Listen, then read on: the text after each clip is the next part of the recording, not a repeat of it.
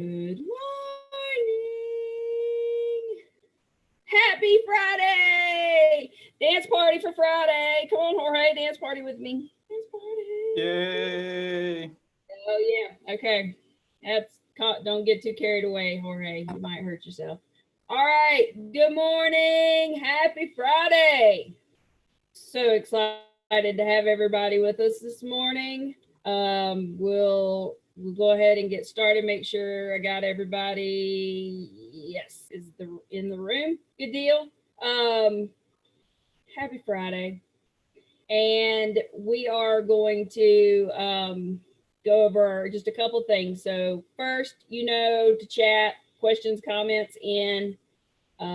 If you have questions or comments, and we will catch those. If you're on YouTube Live, chat your comments and questions in there. Julia will pull them over into Zoom for us, and we will capture those. If you are watching after the fact, you can go to auxiliary.uga.edu and select survey and feedback. It's the top link is going to be what you'll click to leave feedback and questions for us there. The second link, and completely unrelated to the survey and feedback. The second link that is in the survey and feedback tab is messages to Robert in honor of his retirement. I'm not going to give away all of the secrets and spoil the surprise. I will just say, if you don't get your comments and remarks in there, and you find out what we're doing with them after the fact, you will be super sad. We won't feel sorry for you, but you will feel really sad that you did not participate. So save us all that trouble and just go submit your comments. And that's needs to be done soon, because it's already the 10th of July and he's leaving us at the end of the month. So we don't have very long. I don't want to talk about that anymore because it's ruining my Friday happiness. Okay, Jorge, tell us what we're cooking today. Good morning, everybody. Happy Friday. Today we are doing torrejas de frijol cabeza negra, which is black-eyed pea fritters. Something that we will do back home. Is mostly a snack, but you can have it as a main item with a side of rice and some type of chutney. It's done in the Caribbean side of Panama. Also, a lot of families will have some variation of this dish in the country. It's a really good dish to involve the family because, well, at least in my family, my grandma will put us to actually peel the black-eyed peas after the soak. So it keeps the grandkids quiet for a good amount of time. So Catherine, today is what I did for this one was is really simple, 100% vegan, and it's a different way of looking at cooking vegetables and how a vegetable vegetable protein can work with some other things. So Catherine, can we go and roll the videos, please? Roll that beautiful bean footage. Yeah. Hello, everybody. Jorge Noriega, Executive Chef for UJ Dining. Thank you again for tuning in into our cooking sessions. Today we're gonna do a vegetable dish, but it's a vegetable dish from my country. Torrejas de frijol cabeza negra. Translated into English is black-eyed pea fritter. The first thing I'm going to do is the actual accompaniment sauce, which is mango chutney. You can have it with mango chutney, you can have it with tamarind chutney, any type of those kind of sweet, sour, and salty things that cuts to the fried food really good. So Just a little bit of any, this is gonna be canola oil, but any type of neutral oil, not too much, just enough to coat the pan.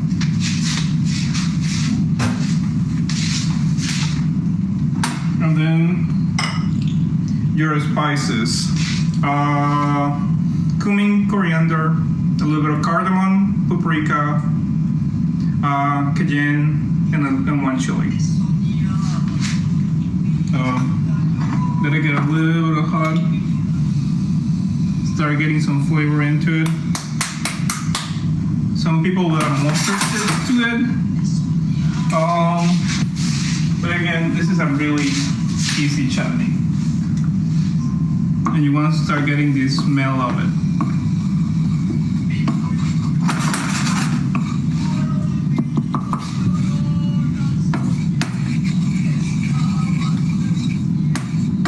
Let the spices bloom in the oil, get the smell, get the chili, get some of the color.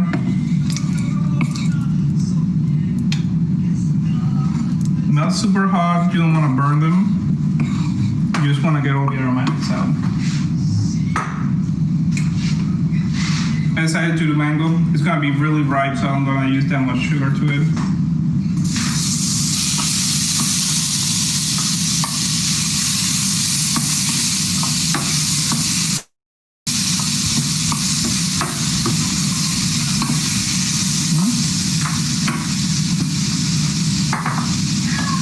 Now, curcuma.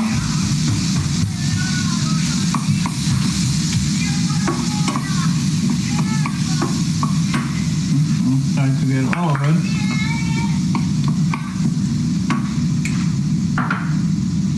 Lemon juice. Just enough of the liquid to coat the pan.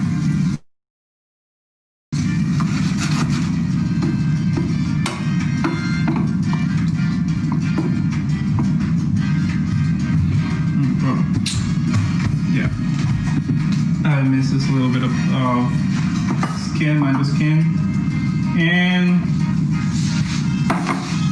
piloncillo. So piloncillo is pretty much just sugarcane juice, evaporated sugarcane juice that you pack into that. The best way to use it is kind of through a grater. You can chop it and things like that, but I think it's kind of grating it, you get a little bit more control how much you need and how much you use. It just takes a little bit of time. That's why I already got some done ahead.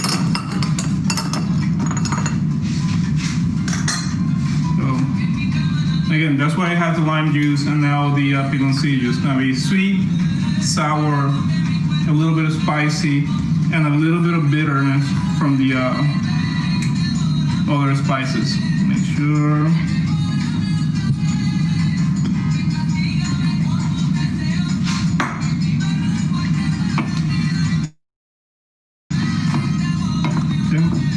Just gonna let that cook for a little bit.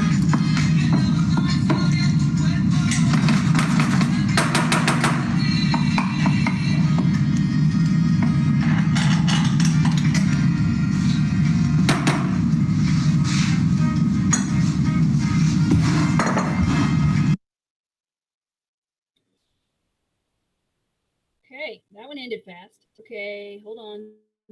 Okay, so just gonna throw out there that you described me in that salty, a bit sweet, and spicy. There you go.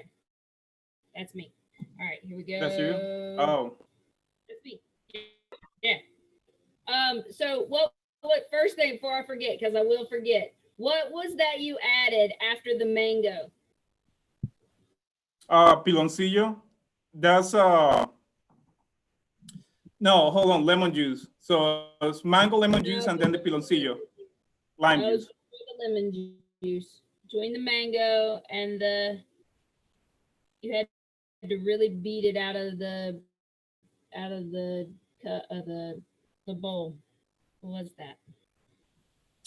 Oh, that's the piloncillo. That is that's the evaporated sugarcane juice. So sugarcane is a grass. You put it in a mill and get all that juice.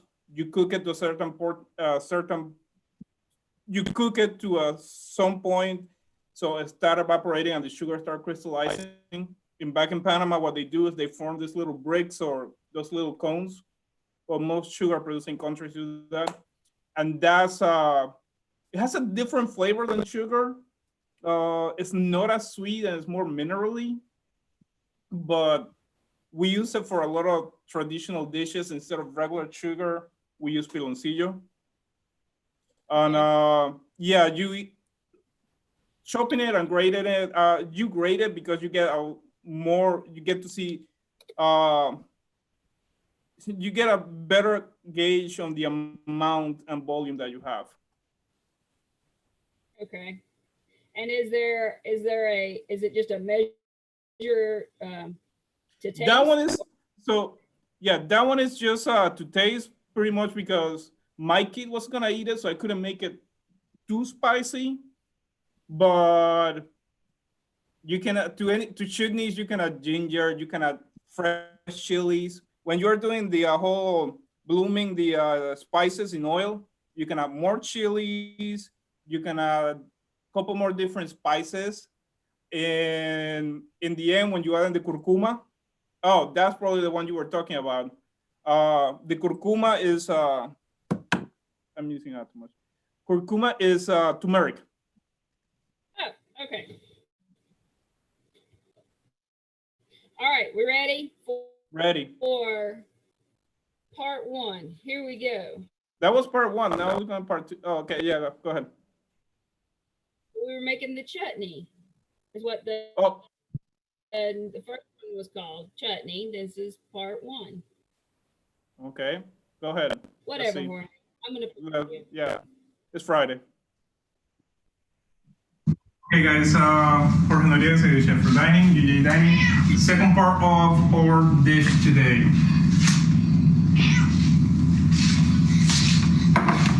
We soak black-eyed peas in water.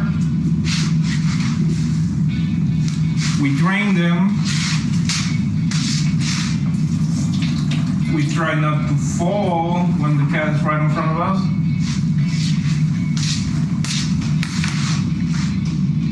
And we peel them. This is one of those things that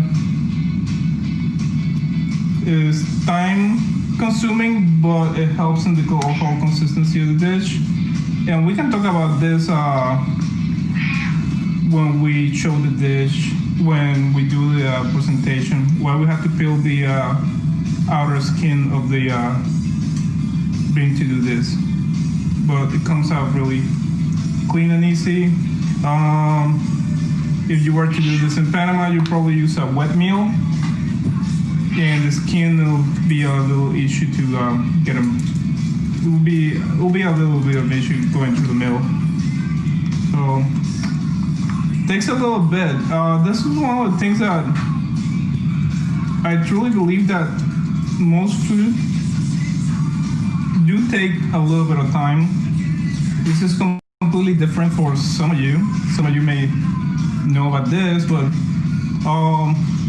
doesn't matter what it is, vegetables, meat and potatoes, you do have to invest a little bit of time on them to get the stuff, to make it taste the way you want it to without doing too much to it. You guys are gonna see this is probably the most time consuming part of it, and it's just that, time consuming. It's not complicated, it's not anything, it's even relaxing in a way that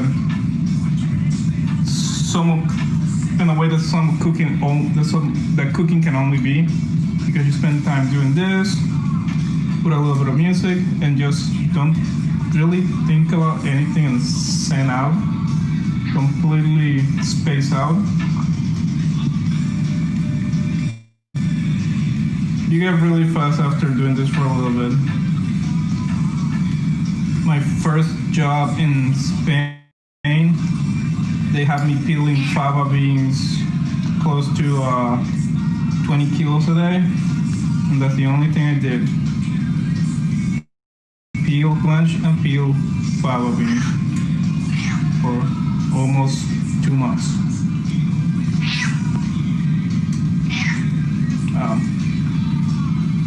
already have done most of the part of it, and this pretty much will show you what you're supposed to do.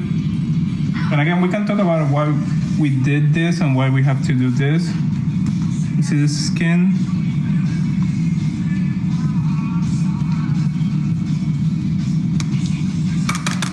That's what we want to get rid of. And we can talk about it later on why we're doing this. Any type of grinder would work, or any type of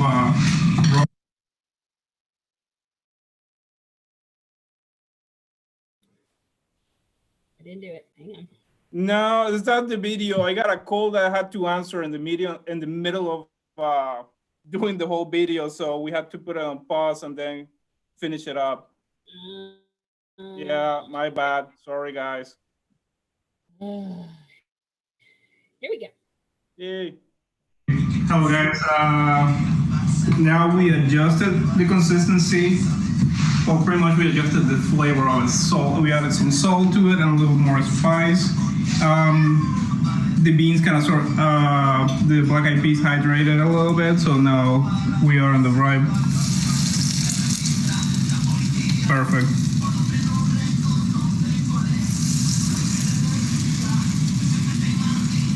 So when we were making this at All House, I kind of sort of guided the team to it because we didn't do this. We did the one with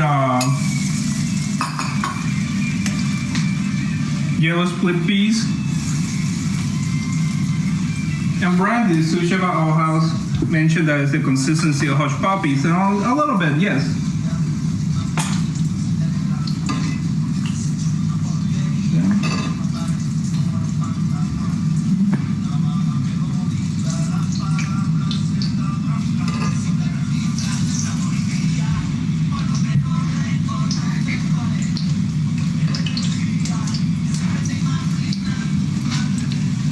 Right color.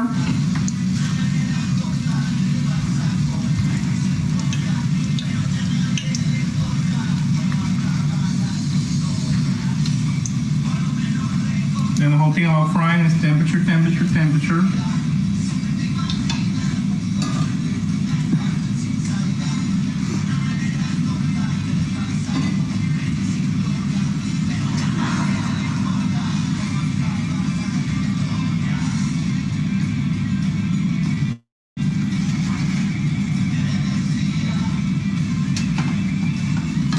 Yes.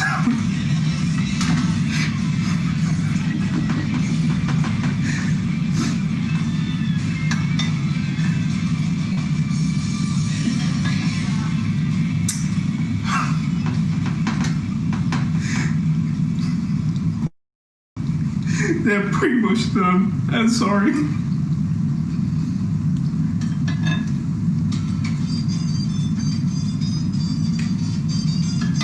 Assistant, say hi to everybody. Hi. Thank you.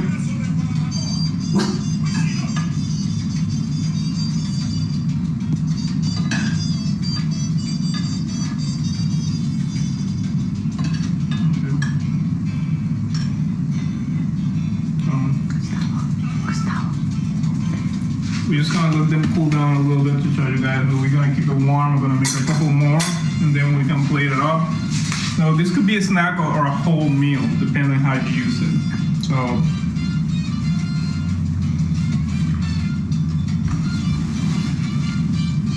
again, that is the consistency you're looking for. Like I said, almost like a hush puppy, but this doesn't have any type of flour or anything like that.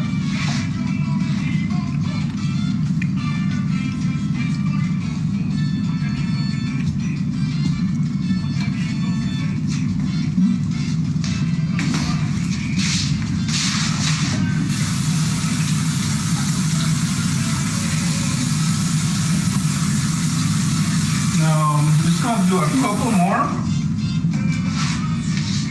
We're gonna do a couple more.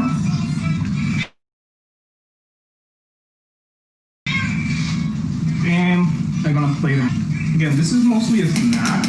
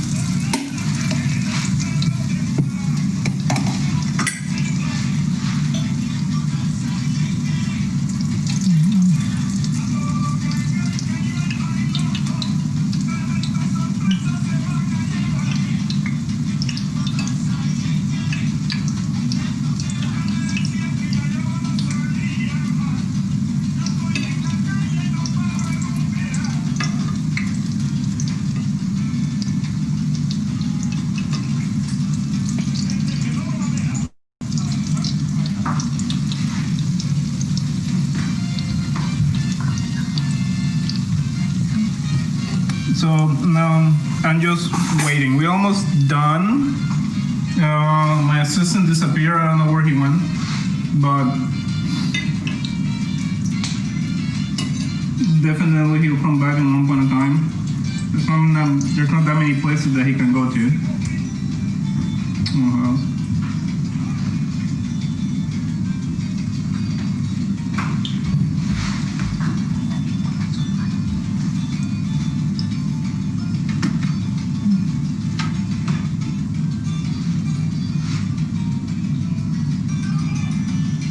Oh, you're back.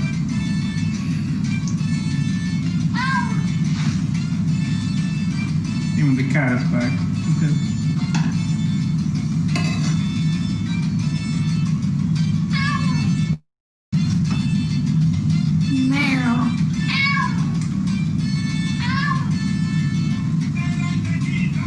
Okay. Very cool.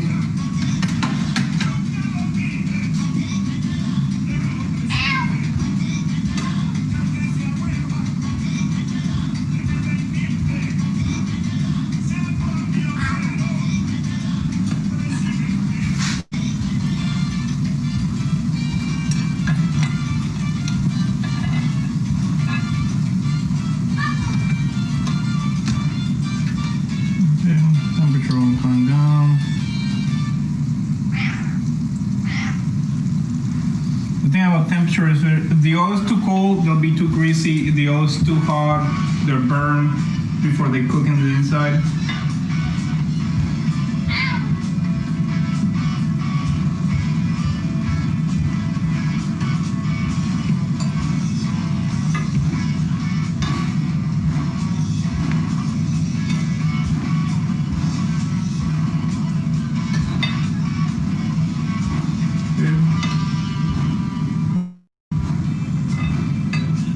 This is what you want them to be, golden brown.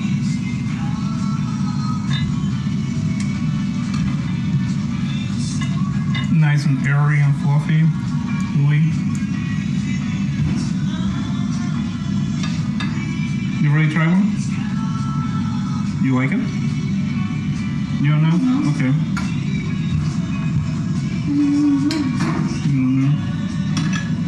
Okay. That's enough for now for me to play it out. Okay. So we're gonna start playing with this. I'm gonna turn this off.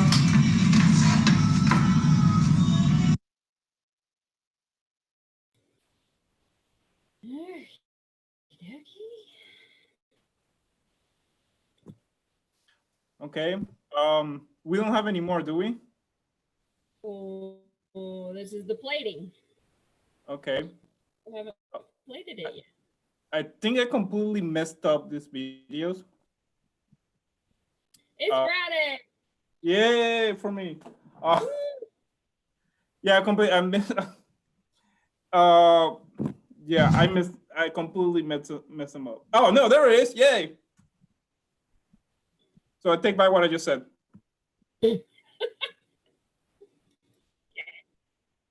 So guys, this is the final dish. If I were to do a meal out of it, this is how we'll present it.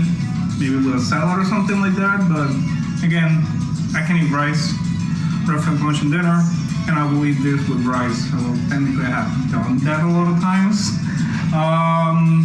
But a simple chutney, the black-eyed pea fritters, plain white rice. And that is a whole, at least for me. Again, thank you guys. Thank you for being here. And see you next time. Bye.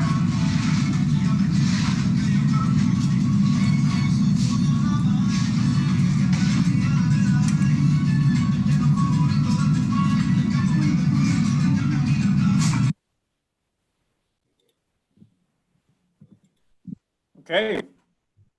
So again, that's something that mainly for us back home in Panama is it's pretty much a snack, but you can eat it for breakfast. Things that will probably we will add. My grandma will do it every now and then. She'll put the red palm oil in it or fry it in red palm oil. Um, she'll put eggs and stuff like that, but you don't need to. As long as you get the right consistency and you soak the legumes enough, you will get the proper consistency of it, and you'll have the fritter a nice. It will puff. It'll be nice and crispy on the outside, and kind of that hush puppy consistency in the middle. Yes, the recipes in Food Pro is I can share the recipe. I have the yellow split pea one, but it's similar. It'll be the same thing. I know I still owe you guys the flam recipe, and that's my bad, bad on me. I still haven't figured out how I'm gonna share it with everybody. That's just the whole truth of it. But the recipe is on Food Pro. I'll make sure that I'll share all of these recipes with you. So again, I guess Catherine, I think we got a lot of questions. I don't know if We did get some questions. Okay, so you had written into the chat that most legumes will work. Peas, chickpeas, split peas, and garbanzo beans. You would end up having to peel all of those, right? no. So here's the thing. Split peas already peeled. Garbanzo beans, the dry ones, you already get them peeled ready to go. You don't have to do those. You don't have to do those with any of that. Now, black eyed peas, pigeon peas, and all those kind of and all those other ones. Yes, you have to soak them to take out the outer part of the legume. That little skin thin film that covers the cotyledons. You have to take that out. Can grapeseed oil be used? Yes, any type of neutral oil that you can heat up to 350, you should be able to use. Yes. Okay. Gene says, will this be on the menu? Well, it can be on the menu at your house. We had it for the special event. The thing about something like this is really hard to make too much of them ahead like we will have to do. For example, I know that Chef Don at All House and Chef Sam and all the chef, when we did this at an event, they had somebody dedicated to the fryer just frying this when it was done. They were just going fresh batch after fresh batch. That's how it works. If no, it doesn't hold all that well, regretfully. You Yeah, have to fry I it. would say that would be one of those things that doesn't sound like it Yeah, it would doesn't store. store that well. So the chutney that you had in the bowl, I was waiting for you to show me, was that something you were going to dip in? Like, were you gonna use it as a dip? Were you gonna drizzle it over However your you want to rice do and- it, it's a dip. It's usually you'll dip it or you have your bowl with rice and the torrejas, and then you little bit of chutney. You dip your torrejas in it, then you mix it with your rice and stuff like that. You eat it however you want to. I like dipping it. Some people like putting it on top of them, but I think it makes them soggy too fast. Kind of like the cereal to milk or milk. Yeah, milk. yeah, Okay. yeah. It's one of those crazy things. Gotcha. All right. Any other questions? Even if this is in Food Pro, I do want you to at least write it out for us. Okay, I will do that. I I know. Well, flan is in Food Pro. They write it out, and I will do this with this one too. The thing about it, you can modify the amount of spice or the flavor you want to put. Again, my kid was sitting in with so I couldn't make it that spicy. Gotcha. Did he end up liking them? He said he didn't know, but did he like it? Did he not? No, he ended up eating Like them. what was the? Yeah, he ended up eating them, but it's a fried food. Most kids will eat it. I got you. So, yeah, so he ended up eating. So Sorry, go ahead. no, so I chose this one, like I was saying in the video. We are so used to seeing vegetables just as a plain presentation, as a side, either steam or something like that. And you can do so much more with vegetables. And there are some really, I will say, traditional school ways of cooking it that you can bring them and you can put them into a completely different level. Uh, I wouldn't say that my family was vegan or vegetarian, by no means. No, that would be craziness. But vegetables were pretty much 60-70% of our diet, with meat in little places put there together. Um, the thing is that we are so used to seeing it one way, and sometimes we're afraid of treating them or doing different things to them to it's not enhancing, but it's just bringing what they are, what as much as they can do. All legumes can do. You can do this. All legumes, you can make a flour and make the French. The French has this chickpea flour bread that is you fry it. It's almost like a French fry. Things like that. So that's why I did this video. Just vegetables in a different way, or something that you can get. Black eyed peas you can get anywhere. And yeah, it is time consuming, the whole soaking and peeling them, but it's really it's calming. It's doing that and spending X amount of time doing it. It's completely calming. Thinking bigger, vegetable edition. Uh, yes. Definitely thinking bigger, vegetable edition. There you go. Okay, so beans, dried, canned, frozen. Does it matter? I will dry. The whole thing about dry, that cooked beans they already have some of those type of proteins and things that will sorry, that will bind them for the fritter, already kind of sort of cooked out, and they're kind of not as strong. So I will all of this I will always do with dry beans. This is pretty similar to what you will do if you wanted to make falafel, but just falafel, you don't get it to that consistency, that liquidy consistency. Falafel is most grainy, but you'll do the same thing. You will uh, you will soak the chickpeas, then overnight, then you'll grind it with the spices and herbs and all that kind of stuff to that kind of grainy, almost what will be consistency? It's not sand. It's a little thicker, almost like a what can I say? Like coarse grain salt, like really big grains of salt. It should look like that, and it shouldn't. For falafel, it shouldn't hold that well. But as soon as you drop it into the oil, it will create that skin around it, and it will fry. So it will most legumes, like I said, most legumes will do that. They'll have that little bit of binding. That's why I will do dry, raw, and soak them.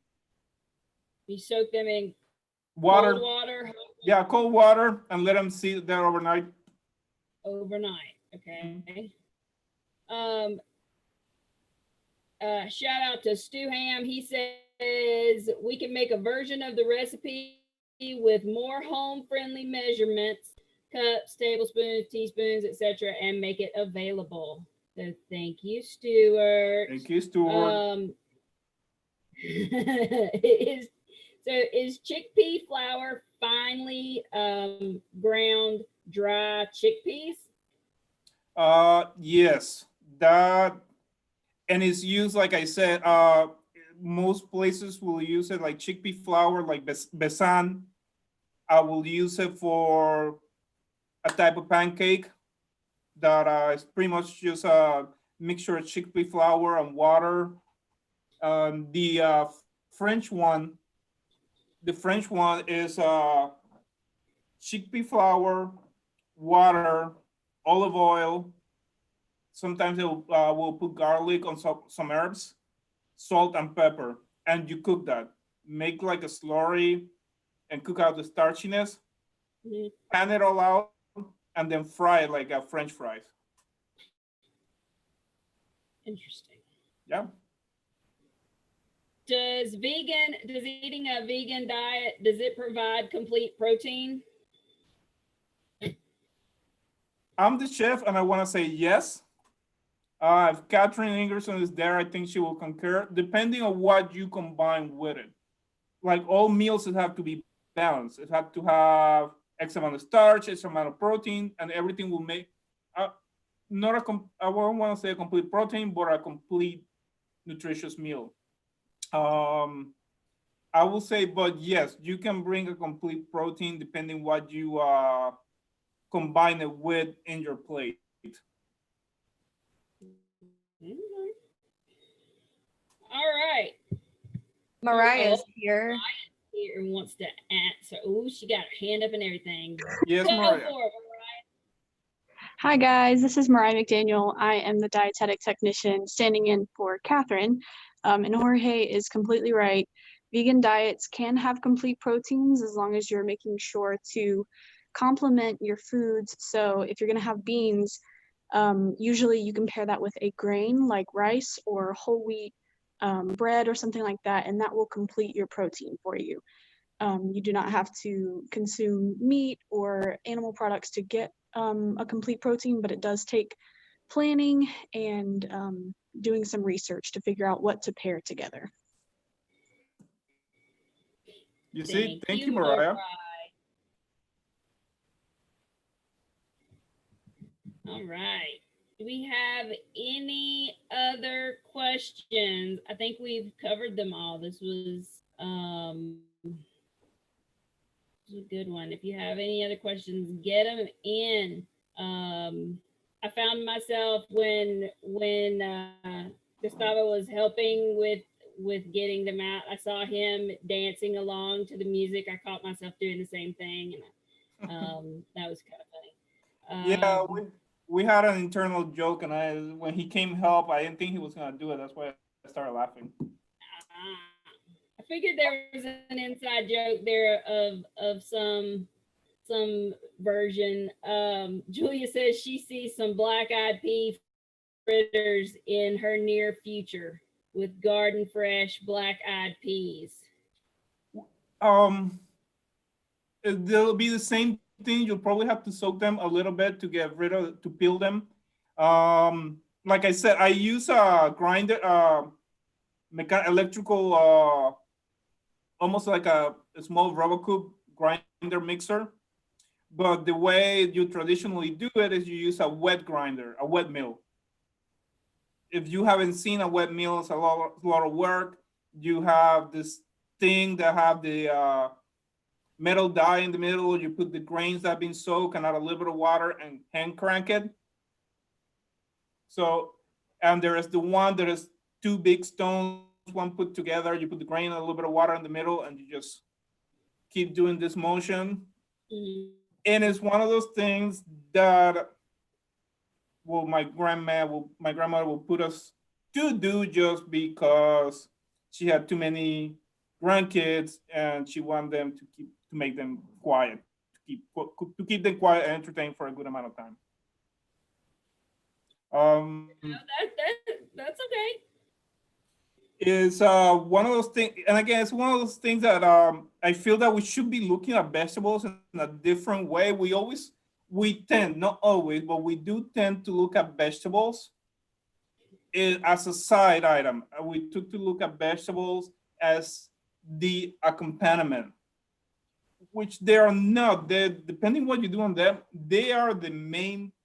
They are your meal. You can do. It's just a little bit of losing a little bit of fear, introducing it into your diet as the main portion, and doing different things to them. I did this. I think this one is we do it every now and then. We're gonna start doing it every now and then, even though I don't like frying at home because honestly, it's a pain getting the fry and the oil and all that kind of stuff at home. But we're gonna start doing it more because Gustavo seemed to like them and Matty seemed to like them. So we're gonna start doing this a little bit more often. So again, it's something different. Last week we did smoke a whole head of cauliflower, and then we cut it into slices, and then finish it on the grill with a simple green sauce, and that was our meal. That's all we did. Yeah, and it has a yeah, it's you will call it cauliflower steaks, but yes, it's just that have that texture, that flavor, the smokiness on the grill, the char marks is completely different. Um, we do a lot. Another thing we do a lot. It's not vegan, but I will say it's vegetarian. We do a lot of tortilla de papas, which is eggs are not only for breakfast. Eggs can be eaten any time of the day.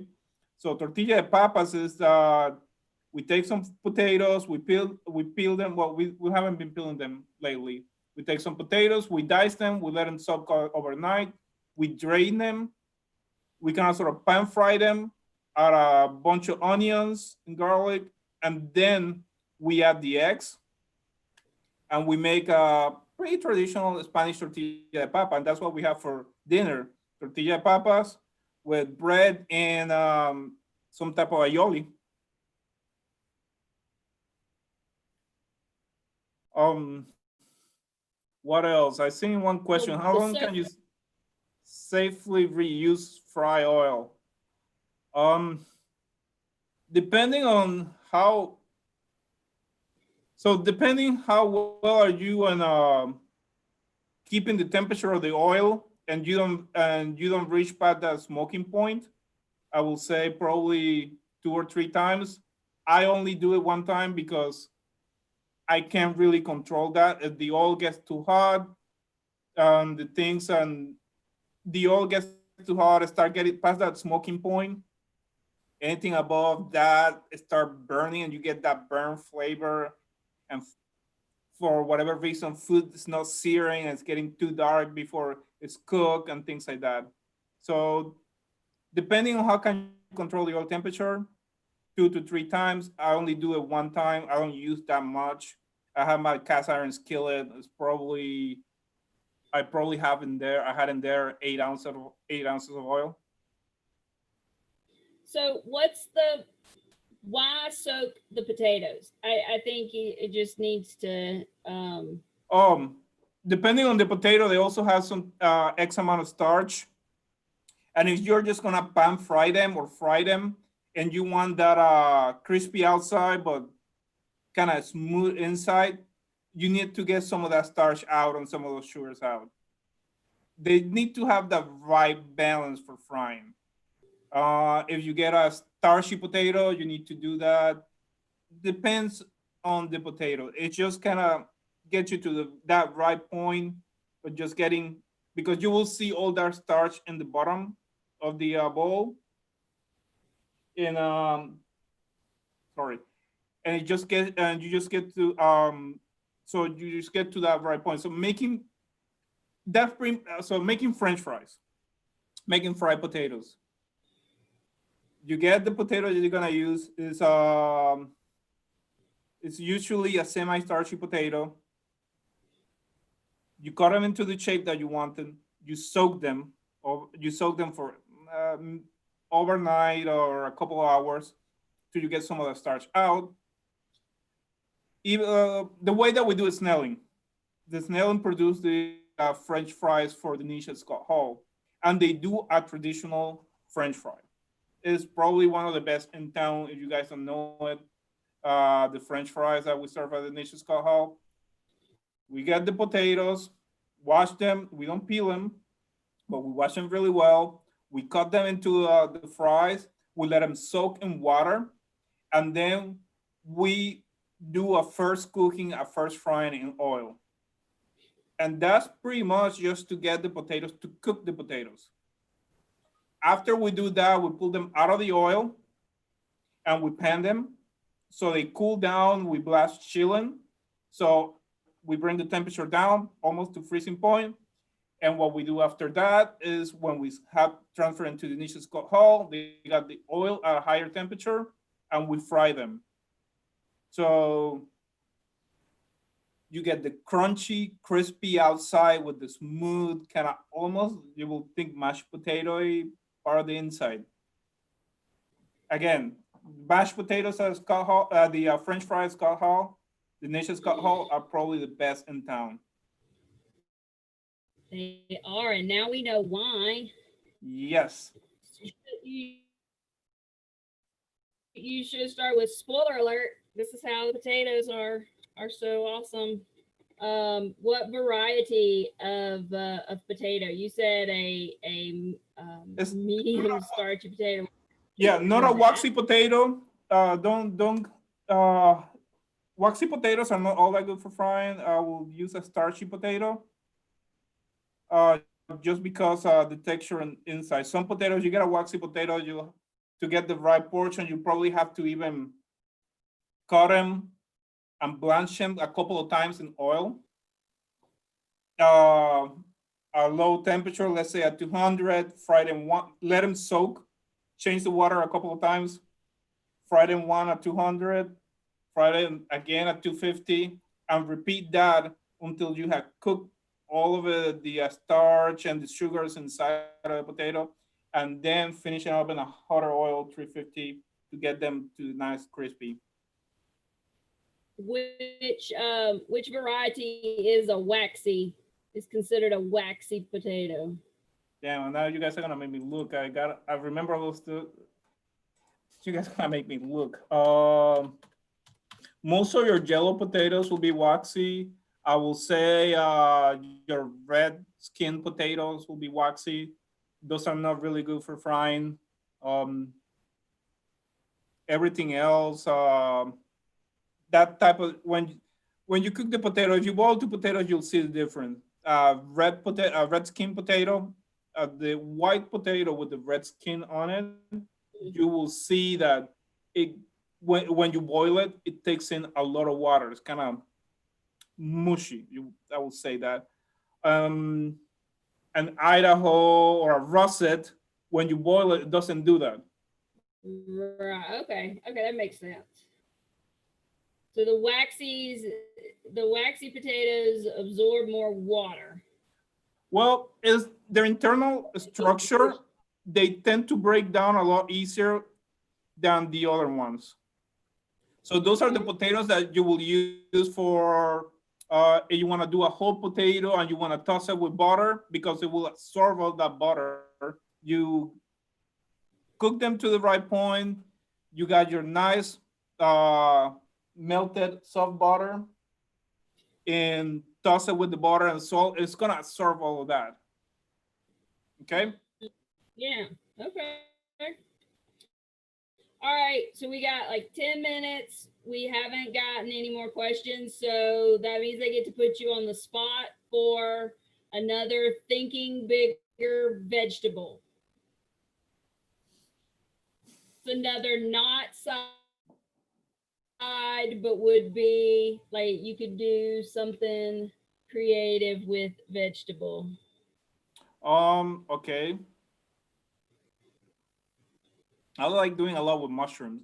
Some people hate mushrooms, don't get me wrong, but I like mushrooms because they're so versatile that you can use them in everything. Yesterday we did, after that for dinner, we did some mushroom bolognese, which I got some chanterelles. Thank you to the person that gave me the chanterelles. I appreciate it. I appreciate that a lot. I got some chanterelles and some button mushrooms, and just saute them with oil, olive oil, garlic, shallots. Add a little bit of tomatoes, a little bit of tomato paste, and a little bit of tomato sauce. And that was it. That was a whole meal. Mushroom had that consistency that it's not like you have to trick somebody into using it, because they have that consistency, that chewiness, that bitiness of, I will say, some cuts of meat and things like that.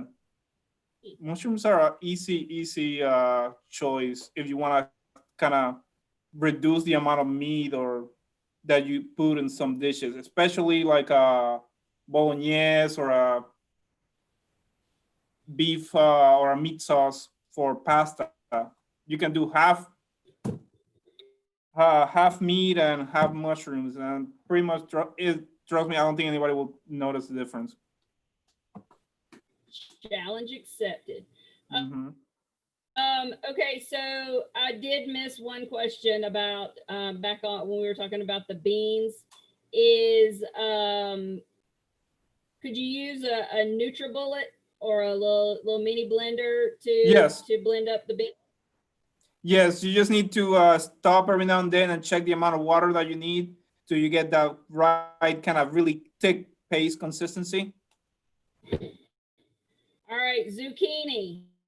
Michael is harvesting some zucchini from his garden right after this call. Any ideas for a dish? He does not have a grill. So we've been doing it. My wife loves zucchini. I'm not a big fan, but so we've been doing different ways. One of the ways that we doing is we pickle them. We slice them almost like cucumbers, and we pickle them in the same way. We do it in olive oil, kind of sort of also we can do it in olive oil. We've been doing it in olive oil that we slice them kind of thin and sear it in olive oil and make like we'll call it scalivada, which you'll get the olive oil, take the zucchinis out, then add to the olive oil, where you cook the zucchinis, your garlic, your herbs, and all that kind of stuff. Oregano, you can add oregano, you can add thyme, any type of fresh herb that you have, and let it get the flavor. Then toss it all back with the zucchinis, and that itself just create this kind of olivey, good olive oil. First of all, you need good olive oil for this one. Olive garlicky kind of mixture that you can use for sandwiches, and you don't have to do anything else to them. You just can use it for sandwiches. You can use it for wraps. Heat it up a little bit and put it on top of rice or toss it with pasta. Okay. What Robin wants to know what you consider good olive oil. Okay, and this is gonna probably create some issues, but again, I'm from a Spanish descendancy. We always have a Spanish olive oil at home. I like those varietals. Some people may not like those varietals.